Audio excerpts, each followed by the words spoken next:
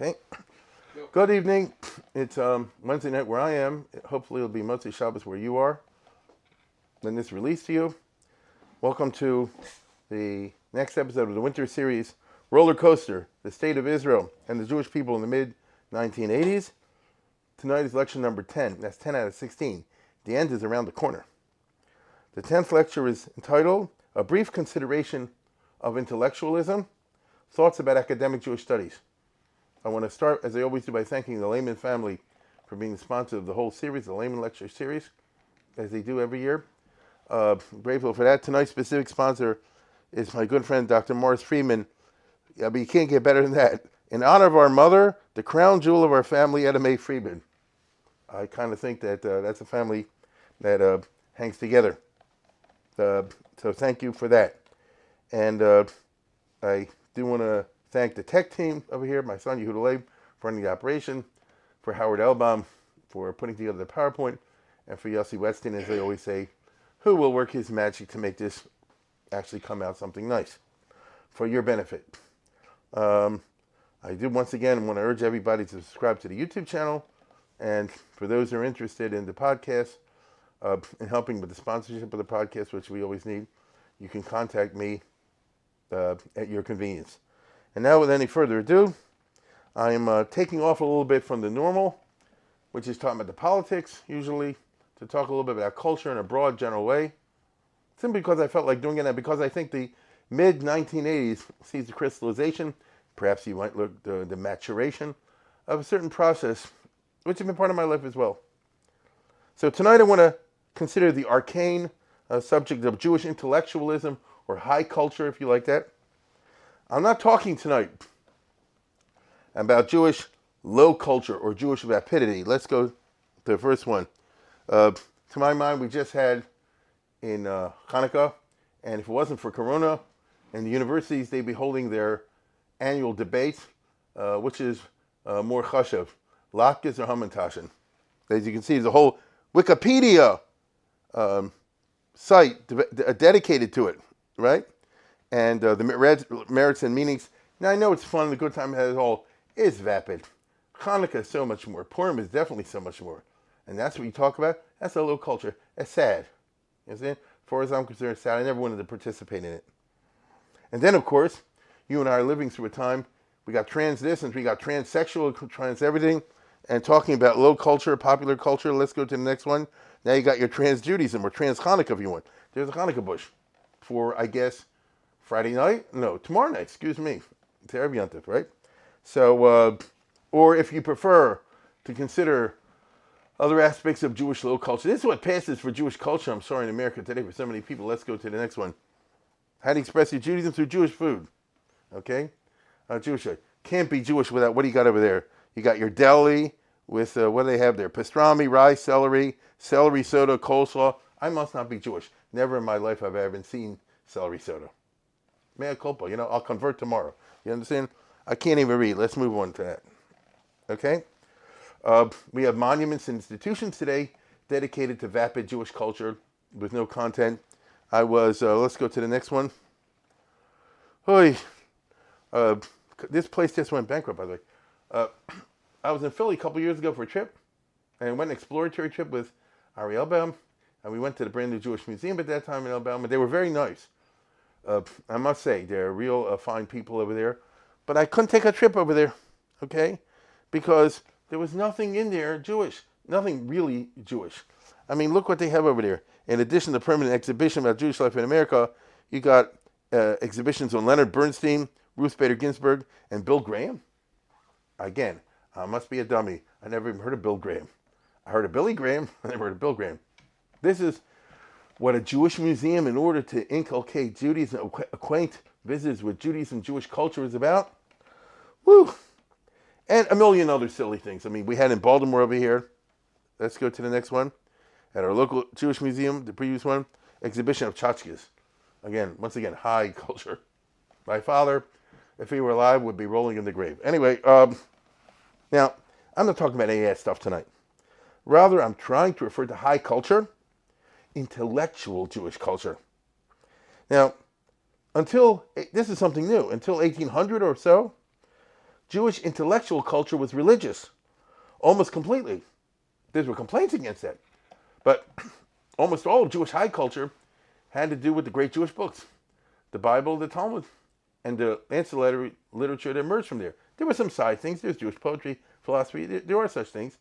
But the vast majorities, I think most people watching this are aware, had to do with what they call the Torah literature, okay?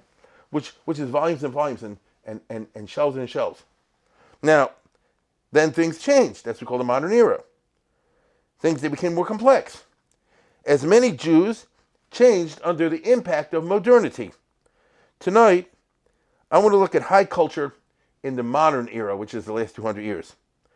Broadly speaking, in the last 2 centuries, Jewish high culture has appeared in 2 forms, I would say. Let's go to the next one. Religious and secular. There's a high culture, intellectual culture of religious in the modern era, and a secular one, Jewish. Now, let's go to the next one. Let's do it bit by bit. As for religious culture, you basically break it down into fundamentalists and non-fundamentalists, the Orthodox and the others. The vast majority of culture and the literature is Orthodox. Just go to any bookstore, you see thousands of volumes being produced all the time. I repeat, thousands. That's not an exaggeration.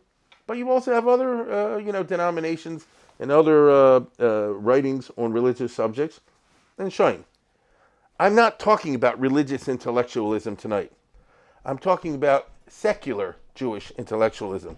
Now again, let's go to the next one. Secular Jewish culture in the modern era, I would argue, has appeared in 2 forms, academic and non-academic, okay? Now, I'm talking about high culture, I repeat. Now, non-academic secular Jewish culture would be primarily literary. It would have to do with literature about Jewish ideas. Now again, I'm not talking about books written by Jews, the literary products of writers who happen to be Jewish, but whose work has nothing seriously Jewish in it, whose writings do not have anything to do with serious Jewish culture, religious or otherwise. So, for example, if we look at the next one, I wouldn't consider the books of Norman Mailer or Philip Roth or people like that to be part of secular Jewish culture. They're books. In other words, they're novelists. They're as good as they are, as bad as they are. You judge them on the basis of, literary skill, but not Jewish. Okay, the fact that they're Jewish is an accident. Now, you don't have to be religious. Let's go to the next one. Martin Buber and now Ruth Calderon in the Knesset. These are people who are not Orthodox, certainly, but and they're Jewish writers whose writings have to do with Jewish ideas. I may agree with them. I may disagree with them. That's not the point. They're secular. They take Jewish ideas seriously, and a host of other people like that as well. Now, Israeli authors, these are Israelis. That's tricky, okay? We have famous Israeli writers who write about Jewish stuff because they live in Israel. That's the point. Let's go to the next one. Amos Oz, Abi Yehoshua. These are famous names. Many other authors. Are they works of Jewish culture? That depends. Seriously, that depends how you define Jewish culture. But a good argument can be made that anything having to do with the life of Jewish people in the land of Israel today, no matter what's religious or not, is part of secular Jewish culture. I myself don't like the books, but that's a matter of taste. Many people do. And in Israel, by definition, I repeat, by definition, you're going to have Jewish culture, at least of some sort or another. It's a conundrum, because the book could be entirely secular, but since it takes place, for example, in Tel Aviv, as written in Ivrit, and deals with lives of people who are Jewish, and presumably reflects in some degree or another the reality of living in Israel today, that's part of Jewish culture. Now, it's notorious, if we go to the next one, that Ben Gurion and Bialik long ago set a low bar for for Jewish Israeli culture, because they famously said when you have Jewish prostitutes and Jewish cops and Jewish pimps and things like this, then Israel will have a normal culture. They're there, okay? I might be offended by that definition of Jewish culture, but so what? It would be Jewish. It would be in Tel Aviv or Haifa or something like that, and reflect reality of Jewish life, and anything that reflects or comments on the reality of Jewish life, I think qualifies for serious secular high culture. Okay. Then you got, of course, Yiddish literature. Okay. I'm talking about secular, high culture Yiddish literature. Now, secular Yiddish literature, for the most part, shared the same characteristics as the Israeli culture, except that Yiddish literature and culture died out. And the Israeli one, because precisely they have a state of Israel, hasn't. I mean, by definition, secular Yiddish culture was almost always about Jews. And at its peak, for the Second World War, Yiddish even tried to create a separate and distinct Jewish culture. Maybe you know about it, maybe you don't. Which was indeed a matter of high and serious secular culture. It was supposed to be an alternative to religious culture. So, if you went back to the 30s already, 20s and 30s, instead of Rashi and Rambam, people were supposed to learn in school about Shalom Aleichem and Peretz. Perhaps some of you remember, or if you won't remember, but you'll have heard of the Shalom Aleichem schools and camps that they had, for example, in the United States and around the Jewish world, like in South America. So in other words, the language of instruction was Yiddish. It was totally secular, post-religious, but it's Jewish, you see? This was the Yiddishist movement. It reached a point where they tried to make a political, cultural movement. Here, go to the next one. There's the first Congress, the first and only Congress they had in Chernowitz in 1908, in which they got together to say that Yiddish should be the national language of the Jewish people, which was crazy, of course, but at least represents the vitality of Yiddish at that time. Again, we're talking about a culture which was serious in its day. Let's go to the next one. Yeah, the whole galaxy. It's just a short selection of famous Yiddish writers, many of whose works were so famous that it translated in English and other languages. You got Zalman Schneer up there, and Shalom Ash, and Apatoshu, and Sutzkever down at the bottom, and so forth. You know, names that are unknown today, but were big names once upon a time. And these were people who wrote about Jewish ideas. Again, they might not be the ideas that appeal to me, myself, and I, but that's got nothing to do with anything. I've read a lot of their stuff. They have to do with Jews, Jewish ideas, Jewish life. Again, this was about creating an alternative Jewish culture, you understand? An alternative to religious Judaism. When you had these Shalom Aleichem schools and these Yiddish camps out in New Jersey and I don't know where, the idea was, there's no Shabbos, but there's Judaism, you get it? And you learn Yiddish, and you discuss Jewish ideas, and all kind of things like that. Because Yiddishism, that I'm talking about, is post-religious. And, of course, it had its 5 minutes of fame. And then it didn't. Okay? Yiddish certainly did not flourish among American... Excuse me.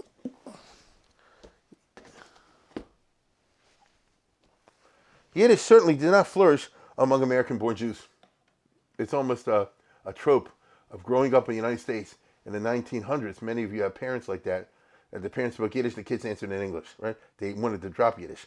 So Yiddish did not prove attractive to the younger generation, certainly in the West, which is why it died out. And I always like to show this clip I found from Herman Wouk, who's not a Yiddish writer, is an American writer who's a Shomer Shabbos, who won Pulitzer Prize, and some other biggies. And it's a talk he gave 20 years ago when he was in his 80s. He died recently over the age of 100, I believe. And he talks about encountering Shalom Ash, who was a very famous Yiddish writer way back in the day. And Shalom Ash is, I'm going to show you the clip in a second. Shalom Ash is like epitome of Yiddish culture divorced from Jewish religion. He even wrote a trilogy about Jesus, you understand? Which was very controversial back in the day. In Yiddish, no less. And Shalom Ash, therefore, would be, a authority figure of alternative culture. But he's the old guy in the boat. Herman Wouk at that time and his wife were the young people. And, you take a look at yourself. Every author who acquires a name has what you might call a signature novel. I think Professor Berman would agree that Ernest Hemingway's signature novel is The Sun Also Rises. And Fitzgerald's is almost without doubt The Great Gatsby. And mine, of course, has been kind enough to mention is The Caine Mutiny. And that, too, bears on this theme that I'm delivering here of the strange, the strange fact that I really am not, or haven't been until recently, known as a Jewish writer. Cain Mutiny was published almost day and date with a really powerful, wonderful Army story called From Here to Eternity by James Jones. I'm sure many read it. A great movie was made of it. So it was a while catching on, but then it became, I can say so now after 50 years, a most tremendous bestseller. I mean, it's a once-in-a-lifetime sort of thing. And there, my wife and I were in the chips. So we took a transatlantic voyage, first class, Queen Mary. Doesn't exist any day. Luxury like that doesn't exist. And as I was walking along the deck, first class, I had the once-in-a-lifetime experience of seeing one person after another sitting in these deck chairs, reading a Cain Mutiny. And there was one gentleman whom I recognized was not reading the Cain Mutiny. In fact, he wasn't reading, he was sitting looking out to sea. I recognized him immediately. A wonderful craggy face and a shock of iron gray hair.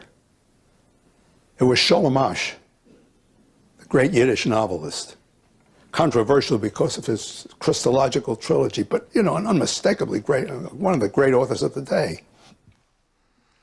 Well, on impulse, I went up to him and speaking Yiddish, which of course I could, I congratulated him on his work, and he accepted the compliment with gracious condescension.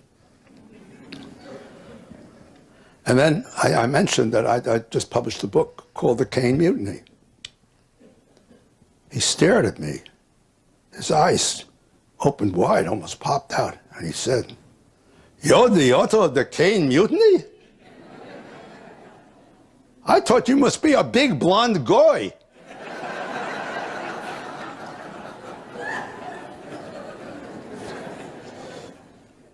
And that evening we invited him to dinner, and he came to the very discreetly marked kosher section. The Queen Mary was wonderful. It was just in among the others, but the silverware and the dishes were very discreetly marked with a Magen David.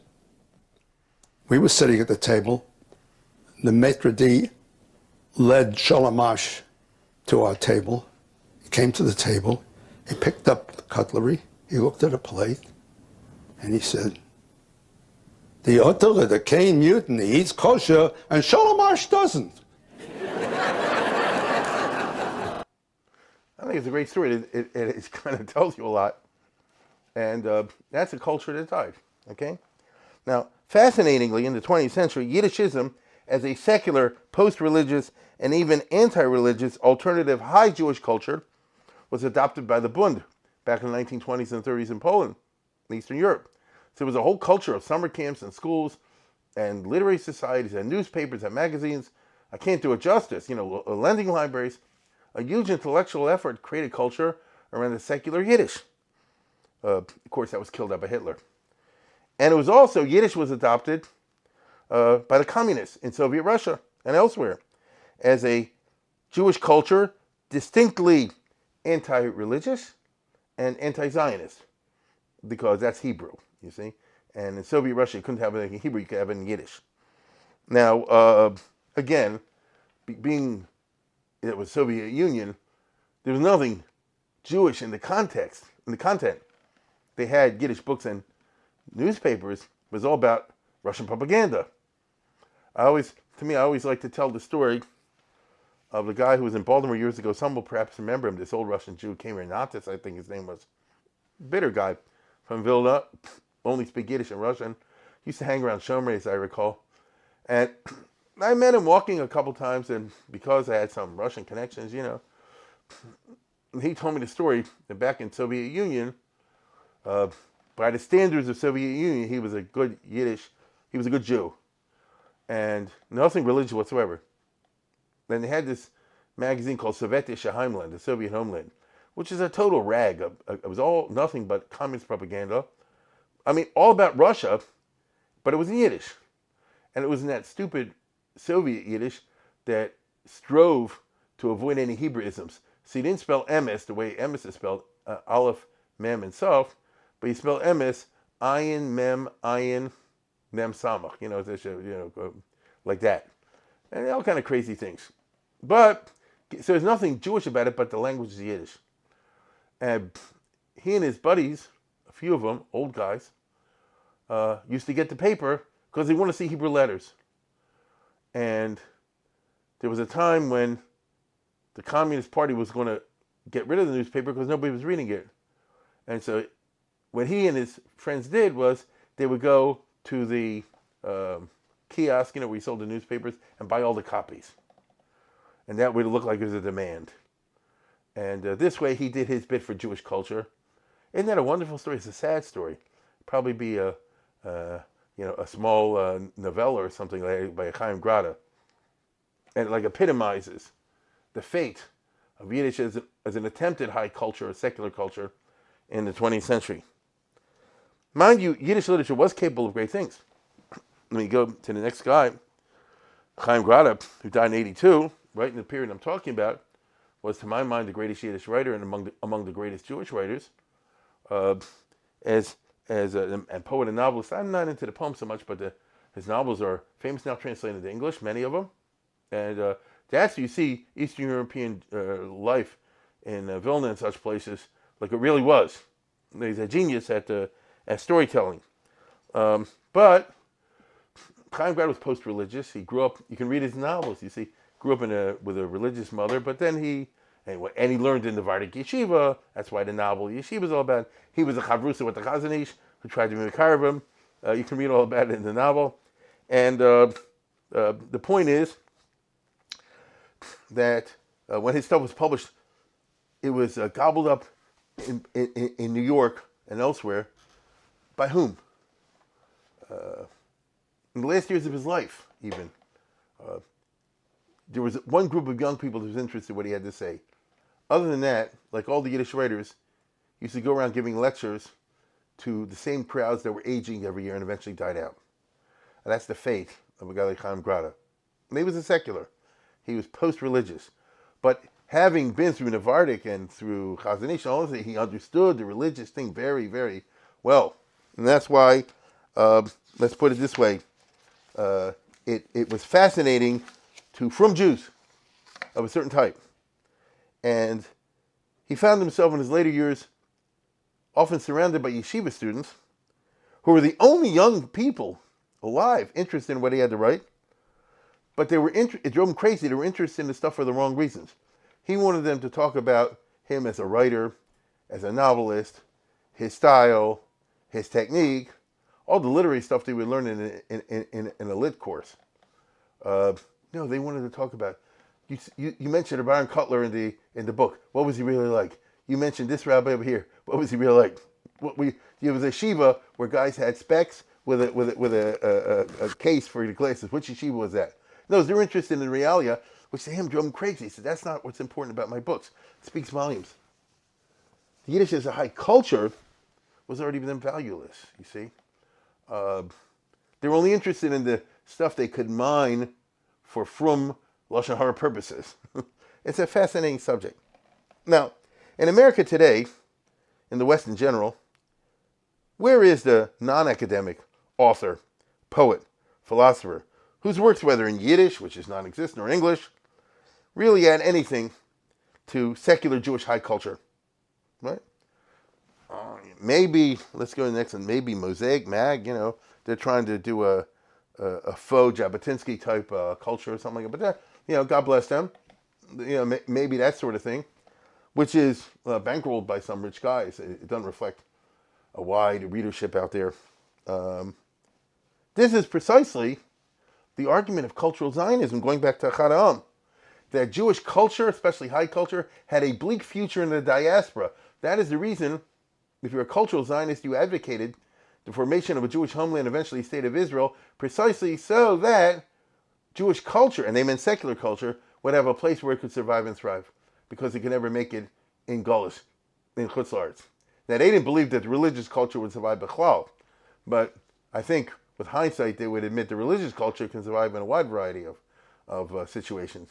But the secular Jewish culture needed an active Jewish state of Israel, like a certain Jewish Disneyland, in a literary sense, to actually act out secular Jewish culture. It's a fascinating subject. Now, as sparse as the current landscape is in regard to non-academic, high-level secular Jewish culture and intellectualism, the opposite is true regarding the academic, high-level secular Jewish culture. Herein, my friends, lies a tale. Here I'm talking about the secular study of Judaism, Jewish culture, Jewish religion, Jewish history, etc., from the point of view of the secular university, from the point of view of modernity, and its distinct form of post-religiousness. This was a function of the radical revolution in consciousness which crystallized in the 19th century and which has dominated thinking in the West down to the present day. In other words, I'm talking about a phenomenon from 1820 to 2020, about 200 years now. This is an extremely complex phenomenon, and to use simple language, and I always try to use simple language, it involves, to my mind, a redefinition of truth, cutting to the heart of it. So let's go to the next one. Next one. Pre-modern definition of truth was faith and tradition. If you were taught something as faith or by Masorah, that's a truth. In the modern definition of truth is science, in empirical form. You can't say a religious thing is true anymore. You can say a science thing is true. There's gravity. Watch, I'll drop something, it'll fall, you know. But truth has been redefined in the last 2 centuries in the West. Okay? Let's cut to the heart of it. Let's get even better. Go to the next one. Take God, for instance. In the Bible, you know He's there. You constantly see the word V'yodata Yom V'asher Levecha. Many words using the word Yodea in connection with God. In modern times, you believe He's there. You don't know He's there because you don't know. As soon as I say you don't know, you say, what do you mean you don't know? Because know is science.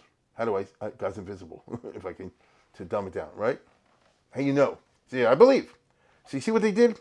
Language is a tricky business, and they flipped and inverted everything. Language tells you a lot. Above all, academic Jewish culture is historicist.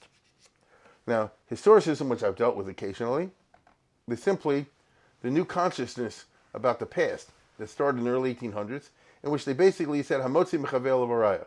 You say something happened or somebody existed or anything like that, prove it. And I mean prove it with documents or something like that. Okay? You say there was a Julius Caesar. How do I know? You say, I'll bring you proof on what the Romans write, this and that and the other old coins, whatever. Okay, you got proof, you got proof.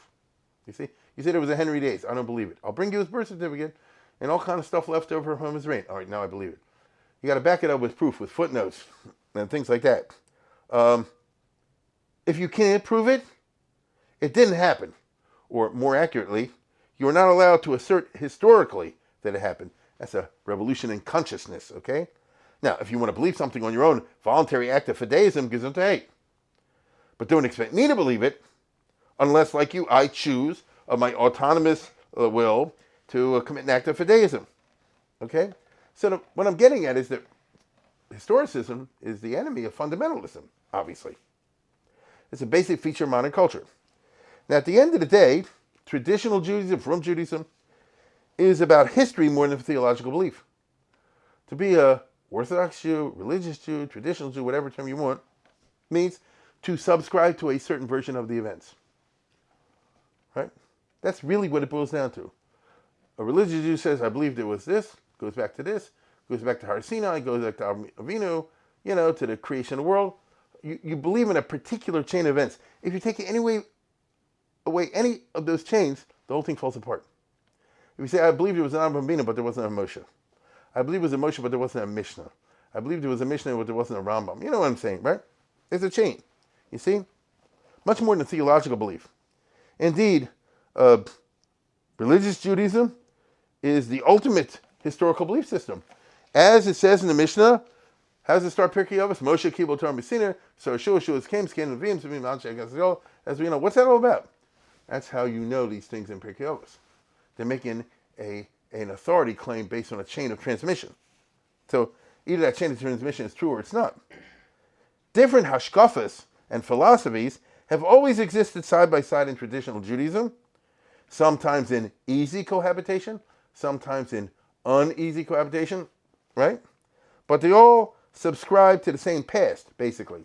So, yeah, fights between the Vilna Gaon and Lubavitch. Yeah, fights between the Hasidim and Misnagdim, the Ashkenazim and the Sephardim, the Zionists, the Mizrahi and the Agura, the Maimonideans and the anti-Maimonideans, and so on and so forth. Different Ashkavic ideas across the board. Is this part of the Torah literally true? Is it figuratively true? Is it this? Is it that? And the other thing. Shine. What unites them? They all subscribe to that version of the past. Moshe Kibbutz, Torah Messina, Masari Shua, Shuas came Avim, etc. You see? So I don't think most people often give thought to what I'm saying, which is Judaism is usually not conceived of as a historical system. It's usually thought of more of as a belief system, perhaps, a theological system, a faith system. To my mind, these are the wrong words to use. Now, anyway, under historicism, the past was challenged, and still is. You say there was a Moses, prove it, and you can't. You say there was an Adam and Eve, prove it, and you can't. You say there was a Maimon Har Sinai, let's get even better than that. No, you can't prove it. You say the Jews were in Egypt, there's no evidence. You see what I'm saying? So once you start going like that, you see the acid effect of historicism upon belief in the modern era. Now, on the other hand, thinking Jews could not help but wonder what exactly was the Jewish past. You say there was no Moses, you can't prove it. Okay, what is there? Where did we come from? If we didn't, right? So a historicist Jew in the 1820s, 30s, 40s, and afterwards, of the type I'm talking about. So if I can't find out what the past was by reading the Bible, where can I find out what the past is? I would like to know. It's my own people. Right? I'd like to know what really happened. After all, one's identity in the present is always based on suppositions about the past.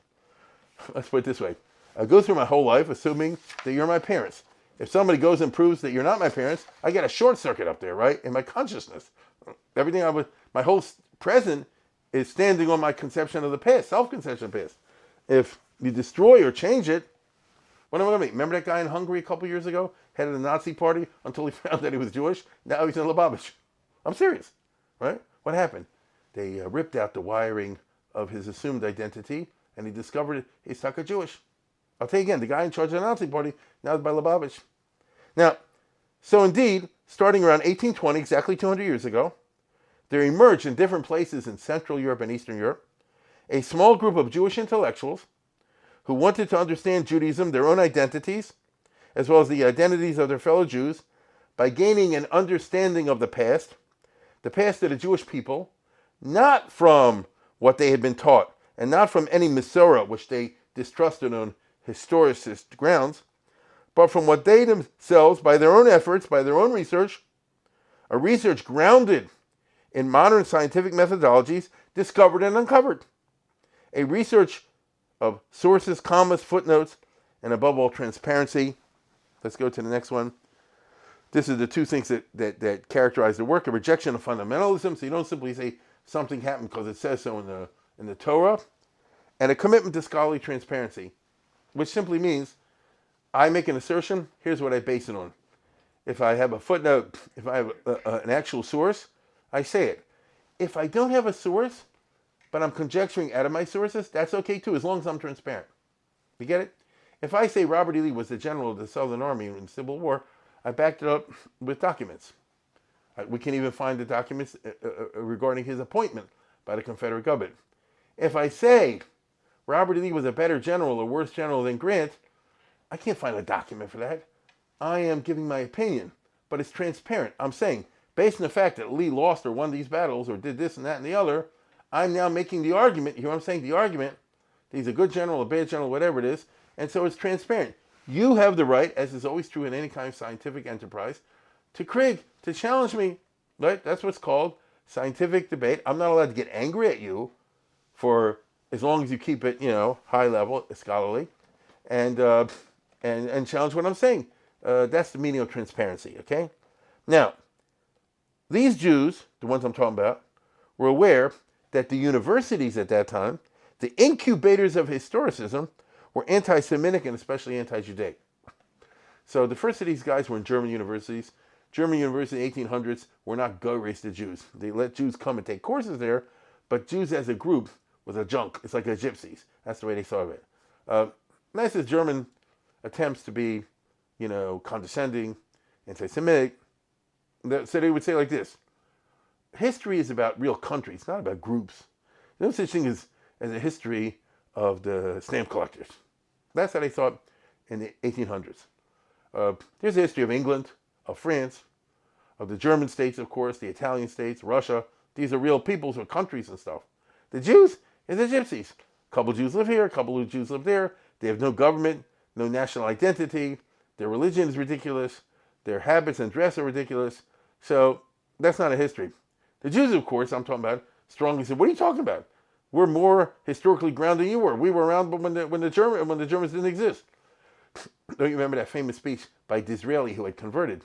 When somebody said, you're a damn Jew, and he said, when your ancestors in ancient England were running around naked and painted blue in the marshes, mine were priests in the Temple of Solomon. Now, what was Disraeli doing over there? He's trying to say like this: Jews have a history. We're chashuv, you see? Now, if you can't get the existing status quo university world to acknowledge that, so what do? Now, a self-respecting Jew might have said, heck with the universities. I'm going to go back to just being a frum Jew, I'll be a chassid. And there were a few rare cases of that. But usually most people say like this: look, the universities and historicist analysis are undeniably useful. It is unfortunately the fact that a lot of these big professors are anti-Semitic. I will take the honey and try to avoid the sting. Right? I learned the methodology from them, and I simply have to factor for the fact that they are prejudiced. You understand, as we would say today.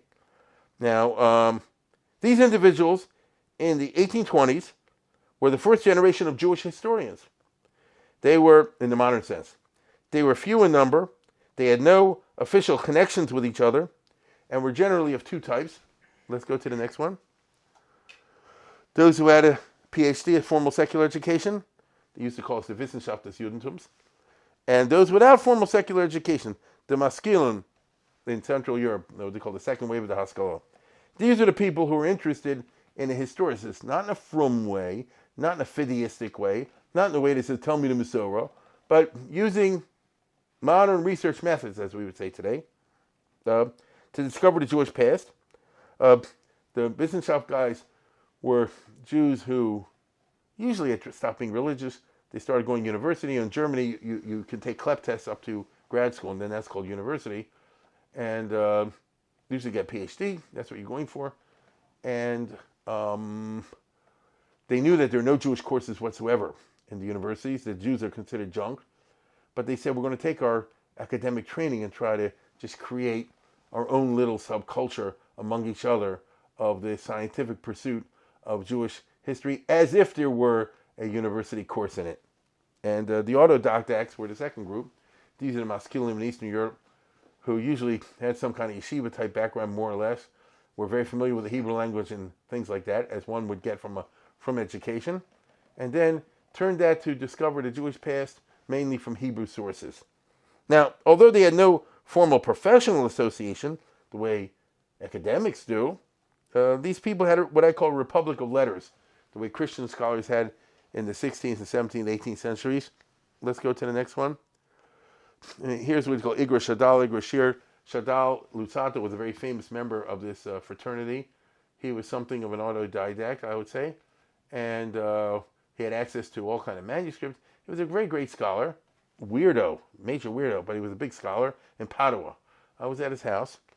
And Shir is a Rappaport. And these are the voluminous letters that they wrote to each other and to other scholars. That's how they stayed in connection, like a network. You understand? There were a couple of journals. So they imitated the university professor world. Get it? The university professors actually had professional organizations, associations, conventions, ways of corresponding, sharing ideas, and all the rest of it. The Jews had to just manufacture their own, but on their own time.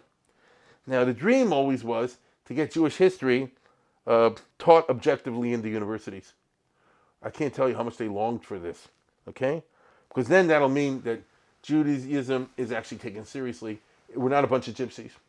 We're not a bunch of Hottentots, as they would say at that time. We're something real. In Hanami, we don't have a country. That's true. We don't have a state, so Jewish history will be a little bit different. No question about it. But as Gretz put it, we have a literature, the national literature, and we have a common history.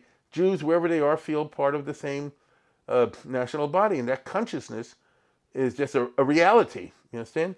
So the Jews wanted this to happen, but it never happened. Because as far as the Goyim are concerned, the Jews do not have a history. I'll say again. Now today, it's a different world. Today, the Eskimos have a history, and trees have a history, and sharks have a history. I'm not equating them. I'm just saying now we have a much wider definition. That time was very white, European, prejudice in that kind of way. The best you could get in the 1800s was rabbinical seminaries that were set up in a lot of places. Let's go to the next one, which tried to mimic the universities. So I could think of 11 off the top of my head. As you can see in London, Paris, Rome, Vienna, etc., they set up Jewish theological seminaries of one sort or another. And they weren't yeshivas, they were hybrids. And they imitated the university. You could have a professor of history or professor of literature, and he'd be doing the same thing, ostensibly, that a professor would be doing in a real college, but he's doing it within a Jewish institution, you see? But the problem was that a rabbinical seminary was a tarte disaster. It was is it a religious institution or a secular institution? If it's a religious institution, how can you teach history scientifically? Because you have to let the chips fall where they may. From a historicist point of view, you have to say, if there's no record of Abraham, there's no Abraham. There's a story of Abraham, there's no Abraham. How can you teach that in an Orthodox or even a conservative seminary? You understand? That would undermine the religions, the institution's raison d'etre. They're out to turn out rabbis. See, that's what they were, rabbinical seminaries. And a rabbi is supposed to be one who's pushing the belief, and now you're going to teach them in school that the beliefs are undermined? So an Orthodox seminary will teach it Orthodox, and students won't be able to objectively criticize orthodoxy. Same for Reform, same for conservative. It's got nothing to do with what the denomination is. Let's go to the next one. Reform is supposed to be liberal. There was a famous incident in 1907 when the guy on the left, Kaufman Kohler, who was the head of the Reform Seminary in Cincinnati, fired his two top members of the faculty, because they were criticizing Reform Judaism for being anti-Zionist. And they said, I thought Reform Judaism is not Orthodox. You can say whatever you want. It's open to free inquiry. And he said, no. Reform Judaism has its own orthodoxy now. You understand? Now, Reform Judaism today is not anti-Zionist, but it was then. And it simply reflects the fact that you don't have what they call Lehrfreiheit, the academic freedom to say whatever you want and let the chips fall where they may. Despite this academic handicap, rabbinical seminaries strove for acceptance from the university world.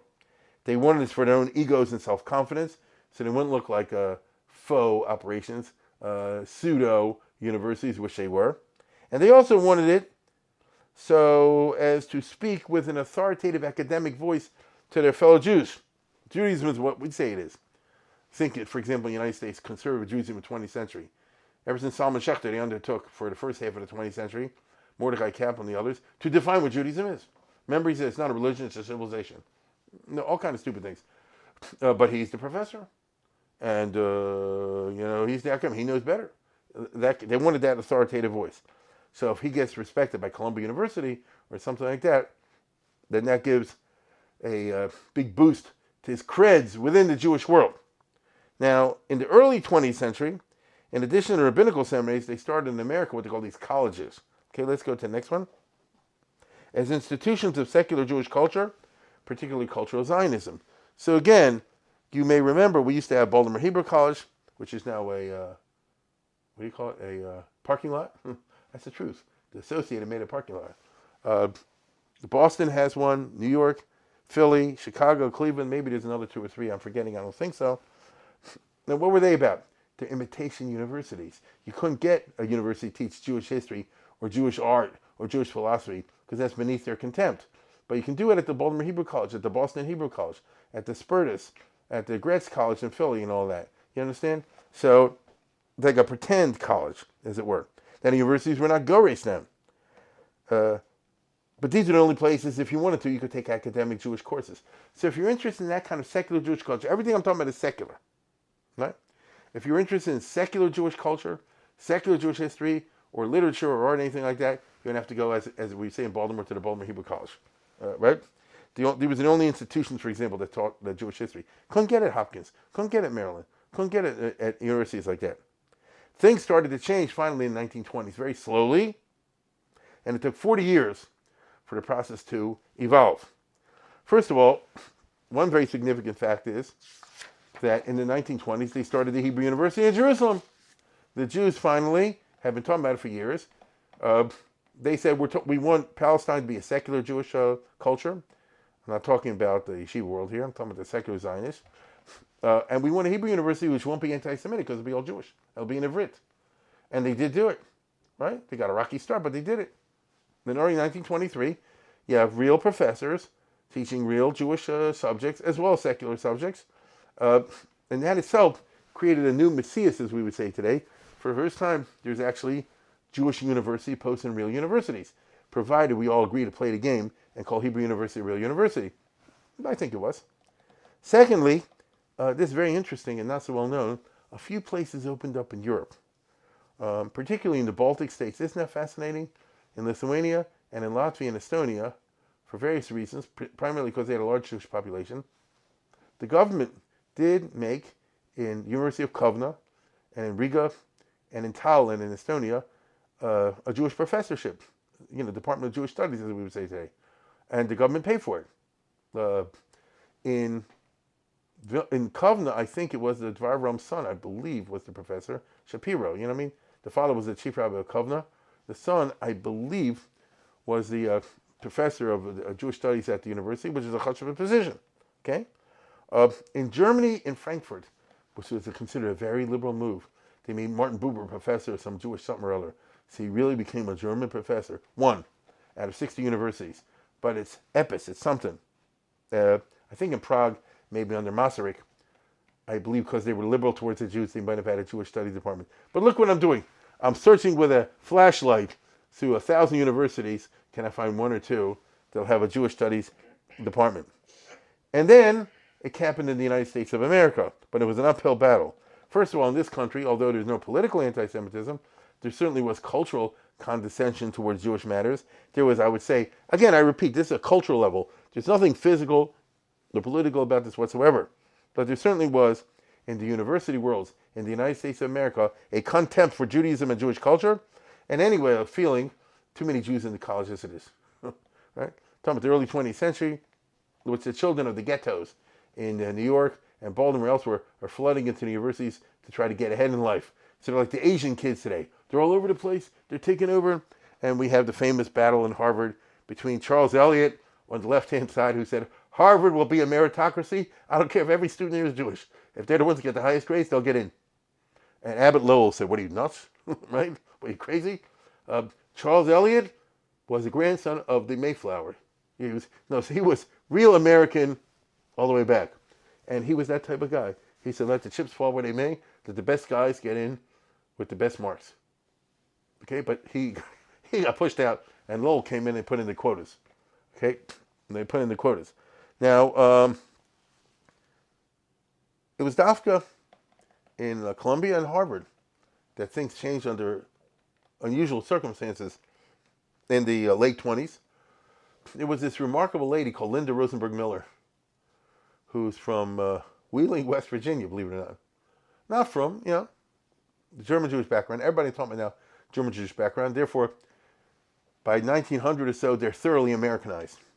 But she happened to be, and she was married to this guy named Nathan Miller, who was from Baltimore, Maryland, and got rich in New York. And they lived a successful upper-class lifestyle. But she wasn't interested in high society life and vapidity, and she was interested in art and serious learning. She's the first ones who bought up the Cezannes and the Van Goghs and all this. And she was also interested in Judaism. Now, she wasn't from it all. And she was a big macher at the Temple Emmanuel, and Rabbi Enelo, who was like the only Reform rabbi who was a Mamisha scholar. And she used to take special lessons with him in Hebrew and Chumash and things like that, Reform. And anyway, she got the idea that it's a disgrace that Columbia University, in a city with millions of Jews, has no Jewish studies department. And she went to the famous president. Let's go to the next one. There's Linda Miller on the left. Nicholas Murray Butler, a very famous name. And he was a middle-of-the-road type guy, but he wasn't crazy about... let's put it this way. We got too many Jews as it is in Columbia. Now we need a Department of Jew Studies. Oh, my God. She said, I'll throw $275,000 in your pocket. At that time, right? I don't know what that is today. He couldn't turn it down. Well, let's put it this way. The board of directors couldn't turn it down. Because that's not what it requires for one professorship. And so she basically threw money at them. And they eventually hired Sela Baron, who turned out to be a preeminent historian. He was a Bar Hachi. And Columbia became one place in the United States where if you want to go for a Jewish PhD in Jewish studies, I don't know what you're going to do with it, you could do it under Sela Baron for the next 50 years. The other place, right around the same time, all these are stories that could be a series by themselves, was Harvard. Let's go to the next one. Here you have a guy named Lucius Littauer, which in German means a Litvak. And his father had emigrated to America in 1848. Lucius, born in this country, married out, got rich, became a Republican congressman, a very chashuv guy, and then was arrested and convicted on bringing in jewelry illegally into the United States in 1914. And he was so distressed. And he, by the way, he had been how do they put it? He had been he's a graduate of Harvard, and he had been the coach of the team in the 1880s, which you can't get a higher social level than that. But anyway, he spent the rest of his life trying to repair the family name, and he was loaded. And one of the things he did, so he gave him the Harvard government school. He paid for that, and things in the library, in the hospital, and also a Jewish professorship. Isn't that something? And they took Harry Wilson, who was for a short period in his life a Lithuanian yeshiva student, and was even in YU for a short period, but then completely remade himself over into a Harvard guy. And he became the professor of Jewish studies for the next 50 years as well. And therefore, you had two positions for 40 years. In the whole U.S., you had one professorship in Harvard and one in Columbia. The one in Columbia was real. Sela Baron was a big historian. He probably wrote 50 books. I don't know, he wrote a lot of books. I mean, really, I'm not kidding. And he could take people through Jewish history and take them up a PhD level, if that's what you want to do. Harry Wilson was a weirdo. He was into philosophy, medieval Jewish philosophy, ancient philosophy, extremely narrow and extremely arcane, and never got married. He had a chip on his shoulder, having been a yeshiva guy. He was a weird fellow. But on the other hand, he now have two professors, and that's producing high culture of an academic level, secular. And you had other intellectuals at various seminaries in New York and teachers, colleges, and journals and whatever. And they produced a large body of work. The two professors I mentioned probably published 60 books. That's not an exaggeration. Now, it's not religious I'm talking about now. It's secular, it's Jewish, it's high culture. But what is it? Baron writes about Jewish people, Jewish sociology, and their institutions. He had that famous 3-volume book about the Kehillah. He sees himself as a Jewish figure, an active member of the Jewish community. When World War II was there and afterwards, he helped rescue the books, left over from the Nazis and things like that. I would consider him more or less a conservative Jew. But he was also a man of the university. Harry Wilson writes about philosophy but doesn't participate in the Jewish community. I knew Professor Twersky, Isidore Twersky from Harvard, and he told me that back in the 50s, Harry Wilson was still teaching, his old man, and he had a class of one. Twersky, this from boy, a genius, but boy, as a class of one. And Harry Wilson like this, Tuesday is Rosh Hashanah, but we got class anyway, or Sukkot, and therefore you got to come to class. And Twersky says, I ain't coming to class on Sukkot. And I said, well, then I'll mark you, down. I'll fail you or something like that. I ain't coming to class on Sukkot. Well, who backed down at the end? I mean, he'll lose his whole class. I'm just telling you, what kind of mishigas is that? You understand? Anyhow, whatever the case is, whatever personal quirks there are, but that's what you had in the 20s, the 30s, the 40s, and 50s. Then starting in the 60s and 70s, a larger and larger group of professors and graduate students appear as one American university after another opens Jewish studies departments and Jewish professorships. It's an explosion. This part of the story I'm talking about today. A new thing that happened in our lifetime. Really starting in the 60s and 70s and then really taking off afterwards in the 80s. All across the United States, one place after another opened up a Jewish studies department. What happened? First of all, it's post-war America, and post-war America saw the fall of numerous barriers to Jews, especially in universities. There was a time 100 years ago, it was very difficult, if not impossible, for the Jew to get professorship. You know, that's just how it went. Some people would hide their identities. Maybe if you were a super math genius and they needed you to teach math in some little place, there were a few places. Certainly if you were a Jewish Jew, forget about it. Yeah, there was similarly, majorly. And then after the Second World War, that dropped for a whole bunch of reasons. And the Jews rushed into the professorships, and they're way overrepresented in the professoriate vis-a-vis their numbers in the population, as you know, all across the United States, in every single department. But in connection with the opening of real Jewish studies departments in universities, I would say, as we all know, in the 60s and 70s, America embraced multiculturalism. So that Jewish studies, like black studies, all of a sudden became respectable. When I say respectable, you can't criticize it in public, right? And I don't think the old school guys really thought Jews have a history, but you got to go along now. And second of all, rich American Jews seeking full acceptance of the Jew in American culture, or secular rabbis, if you wish, who can tell them what Judaism really is, started bankrolling professorships. Or maybe they want someone who can acquaint the young with their Jewish heritage, because by the 60s and 70s, we see with hindsight, the non-frum shuls and movements and the modern Orthodox synagogues of my youth, which had never attracted the youth, were no longer catching them in mid-age after in-marriage. Long ago, the young people didn't go to shul, but once he got married, he settled down, and at work they said what kind of church you belong to, or for a whole bunch of other reasons, you joined the synagogue. You had your kids get to the Hebrew school up to bar mitzvah, whatever it was. You get it? This is true Orthodox conservative reform. This is my time. So again, you didn't see him after bar mitzvah, you didn't see him in the teens, you didn't see him in the early 20s. After they got married, part of setting up life in bourgeois America of yesteryear was you joined a church or a synagogue. Not by the 60s. That's Woodstock, baby. That's over. They left at bar mitzvah and they ain't coming back at all. And so the result is that they're never going to have any encounter with Judaism or Jewish anything after the bar mitzvah. And the bar mitzvah in America has always been a monument of vapidity, right? And so these rich guys thought, well, maybe if they get to college and they take Jewish studies courses to learn about Judaism that way. So ever since that's ridiculous, but that's what they thought, okay? So ever since the 60s and 70s, there has been an explosion of Jewish studies departments in universities all over this country, and this is new. Something happened in my lifetime. Now, it should be pointed out that this is not part of a real acceptance by America of the importance of Jewish studies. In each and every case, some rich Jew came and threw a ton of money at him, the way Lyndon Miller did back in 1929. A guy went to Hopkins and said, I'll give you X millions, set up a Jewish studies department. It don't cost no X millions.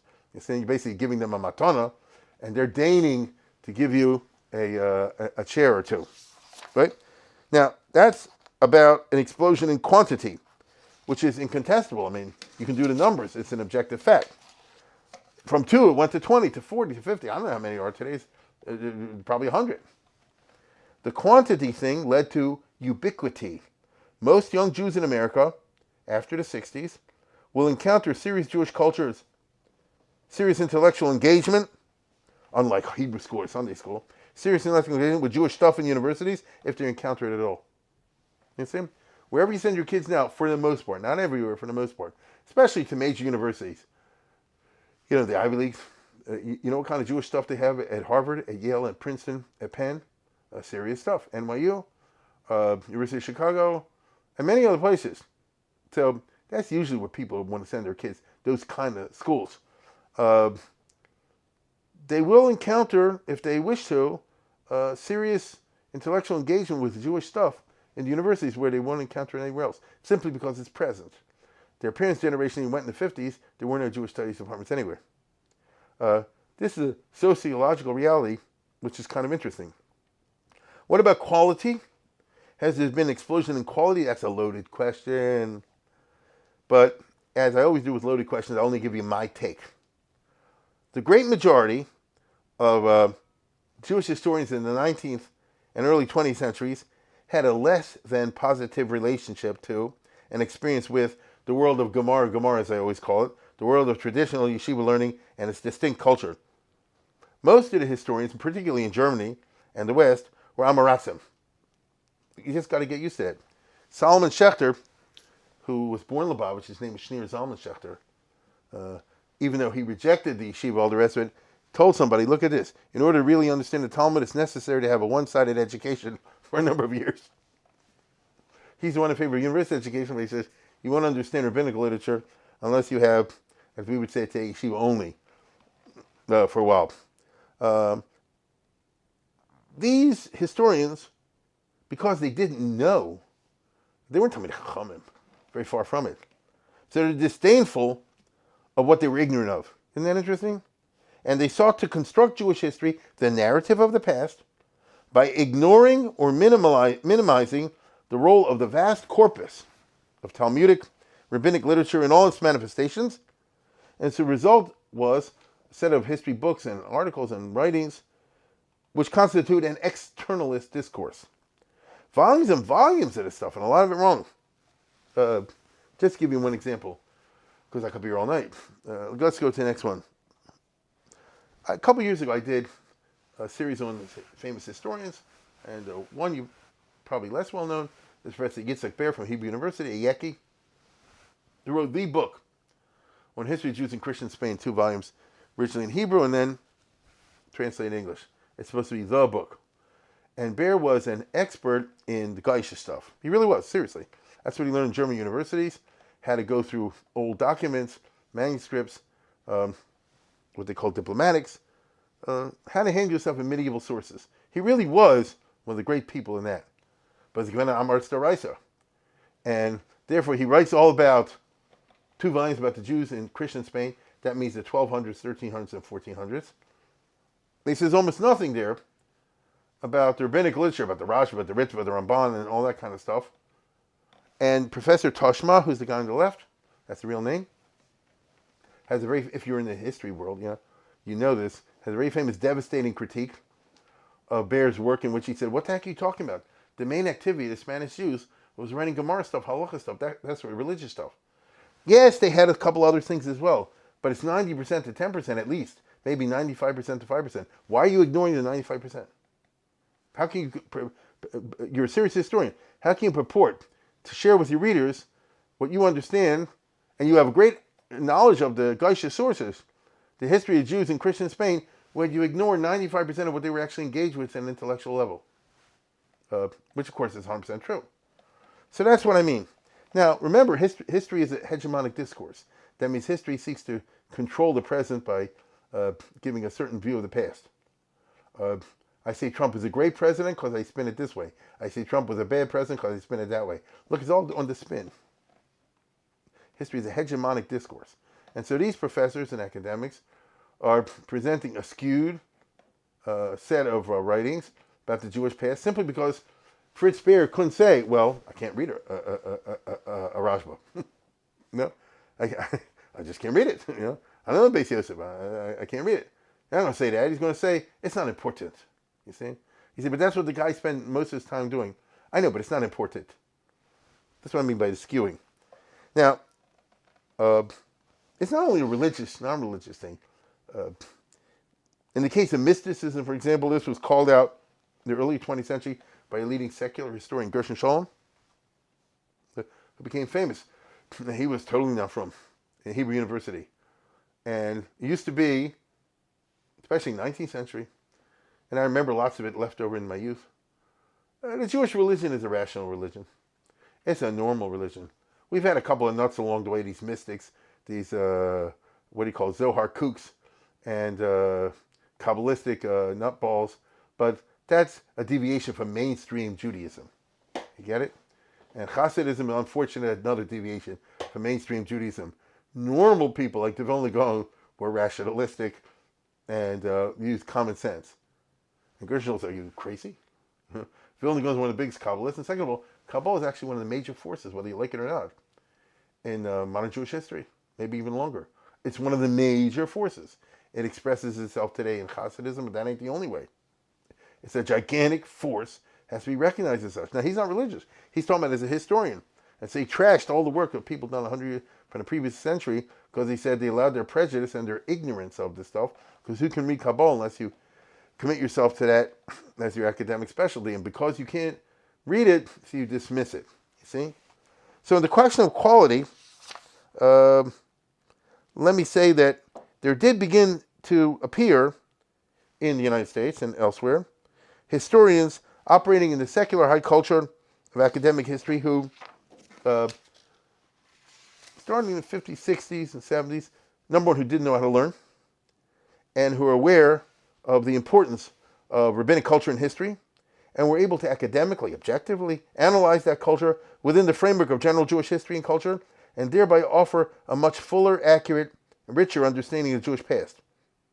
Which means that that's a history that a traditional Jew can relate to, and an untraditional Jew can discover. Right? So you throw away all the books that were written before the 1950s, is unbelievably superficial and vapid. Who is it, the Israeli, who said, "My opponent on the surface seems to be very profound, but deep down he's superficial." Okay? The two harbingers of this trend, which fully matured by the 1980s, actually commenced early 60s, late 50s, though it took 20 years to take. That's the two figures you see over here. The one on the left was Jacob Katz at Hebrew University. One on the right is Isidor Tversky. It's Tversky at Harvard. Okay? Both of them were observant Jews. Tversky was a frum guy. Jacob Katz would reject the term he's from. He's not Orthodox. He wrote about Orthodoxy. He was a Shomer Shabbos. He kept the mitzvahs, but he rejected the term Orthodox. Now, Katz, who became a giant in the field, was Hungarian, went to Cheder and all that kind of stuff, wanted to get a secular education, eventually went to Frankfurt in the 1930s, or 20s or 30s, to study by Breuer, because that was the only yeshiva where you had college. And he did college on the side, and without going through all the details, he eventually got a PhD in sociology, which is a sort of kind of history, sort of. And in 1935, it took him years to get accepted in universities in Israel, but he did. And once he started publishing, he published a lot. And he's the first guy in Israel who says, take a look at the, for what we call today Torah literature, and look at the vast role it plays in Jewish history. That doesn't mean you worship it, you venerate it. Analyze it objectively, criticize it when necessary, but recognize it's tremendously important. Recognize the role religion played in Jewish life throughout history until the modern era, and then the forms it took in the modern era. Anyway, it's serious stuff. Let's put it that way. It's serious stuff. Tversky was from Boston, as I think many know. He became son-in-law Rabbi Soloveitchik. His father was a Hasidic Rebbe, and when his father died, he became the rabbi of what shall I say? I mean, I never was in Boston. It's like a Rabbi Goldberger, it's like maybe a Hertzberg, something like that. The small shul, Hasidic shul. It was a Hasidic Rebbe, but he had a different persona on Harvard campus, but never a different persona on Harvard campus. But he was a very serious historian, and he became the number one guy there. He succeeded Harry Wilson, very different type of Harry Wilson, and he taught and trained students for decades. And he understands what a Rambam is and what a Raivad is, and he can read a Shita Mukabeses and all the rest of it. And Adrab, he wants to analyze these things from a historicist perspective. That's a completely different world, right? So we're talking about explosion in quality then.